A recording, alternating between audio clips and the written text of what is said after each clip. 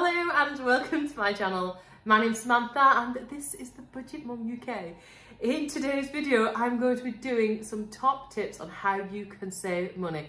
If you didn't already know, I was recently featured on the 30 top tips to save money documentary on Channel 5. We've got some more of those in the pipeline for you as well, so do keep your eye out for those. But what I wanted to do was bring some of those ideas to this channel in case you haven't already seen them, but we're going to break it down into sections. So this video today is going to focus mainly on food and the shopping and groceries and things like that and how you can save money there. There may be some double whammy effects which we're going to talk about and how they can benefit you as you go through. If you are new here, this channel is also with budgeting and financing, saving money, how you can save money at home, how you can live a better lifestyle without having to spend too much money. If you think that is something of interest to you, I would absolutely love it if you would come ahead, hit the subscribe button, the thumbs up, like icon, because that really does help the algorithm and it means I can make more videos just like this one for you. And if you are already subscribed, then of course you know already how much I love you and you are an absolute legend. Thank you so much. Let's get stuck in. You're my journey now, my love, a journey. At night we light the sky. So before we get into the nitty-gritty of the things that you can do to save money, my first and my most important tip is to track your spending. If you want to know where you are spending too much, you need to go completely basic and track every single thing that you spend. There are loads of tips, videos, ideas on this channel and others in this community that will help you get started with that. There are some videos and I'll link them in the comments section below to help you get started if you haven't yet done that. The next thing I would absolutely recommend doing is to give yourself spending money. When you get your income every single month, you first of all need to put away the money that you need for your bills, your things that go out every month so that you can survive and live, and then you need to pay yourself some pocket money. If you budget a little bit of spending for yourself and stick to it, that will really help you to stay within budget. If you pay yourself and you work with that money, once it's spent, then it's gone. And you'll quickly realise that when you've given yourself that budget, that pocket money, you don't want to spend it quite so quickly. That all ties into my next tip, which would be to leave your card at home. If you know you're one of those that is just tempted by the tap, walking into shops without even thinking about how much you've spent, leave your card at home. Try not to lose it, which is quite often what I do. And yes, there are times when you might need your card, because I know coming out of the pandemic, there was a lot of places stopped taking cash. And if that is the case, then maybe set yourself up a payment system on your phone as a backup emergency, only as an emergency.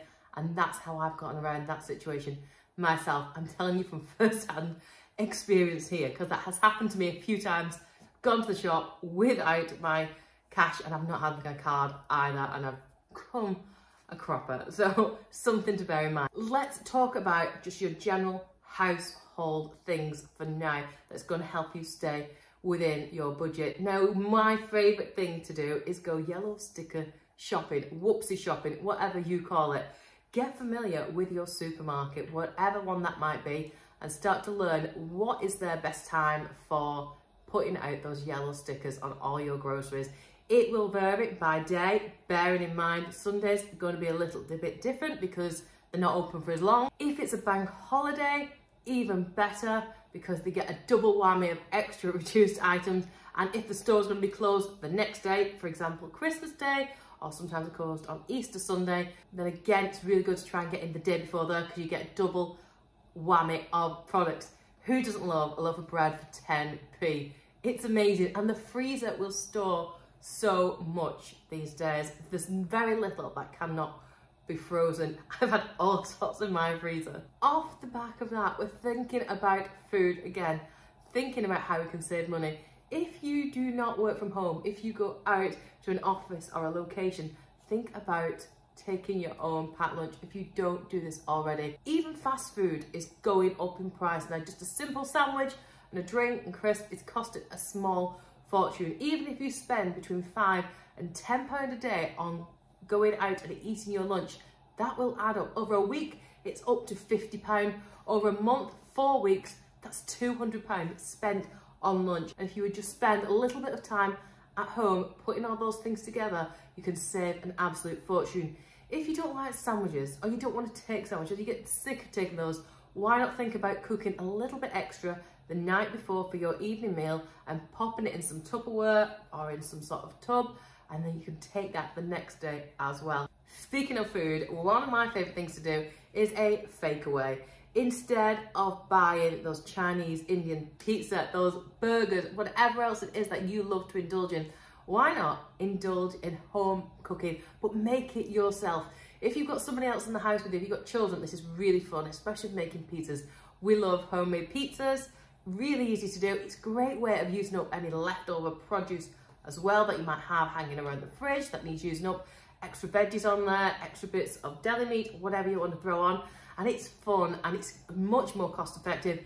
You can order a pizza from some of these high profile companies and you'll pay £20 for pizza.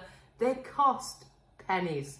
As soon as you start realising how much things cost to make and then compare it to how much companies are charging, it'll make you think twice about doing it. Even if you haven't got time or the energy to completely make a Chinese or an Indian meal from scratch, there are so many fantastic jarred sauces out there. Yes, it'd be lovely to be able to cook everything from scratch all the time. The fact of the reality is we don't always have that convenience or that luxury. So grab yourself some of those jars, some easy rice, and throw in whatever protein you want or vegetables and call it your own, very own takeaway. You'll save a fortune in money, and not only that, you can actually tweak it. You get exactly what you wanted, and you can also consider the calories as well. If you're trying to reduce those too, it's a great way of doing it. You can keep an eye on exactly what you're cooking.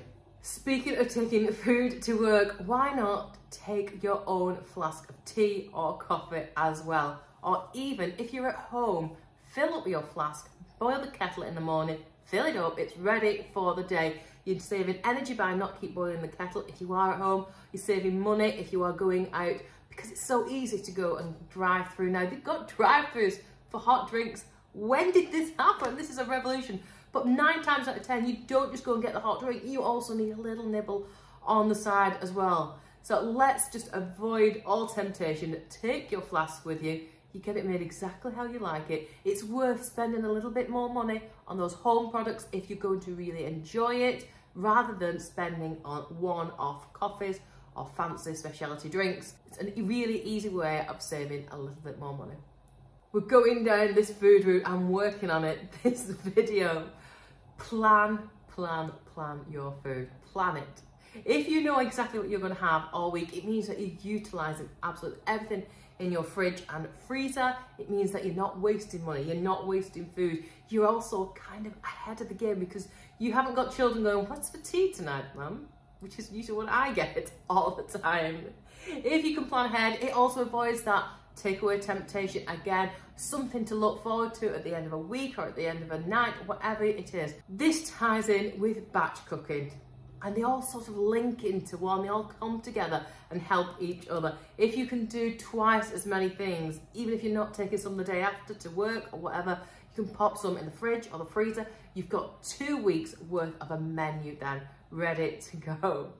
And batch cooking is definitely a game changer at the moment. Look, the cost of running an oven is going up considerably. We already know it's one of the most expensive appliances to run. So if you are going to turn it on, why not make sure it's completely full? Throw in a lasagna, throw in some sort of tray bake, throw in some sort of dessert.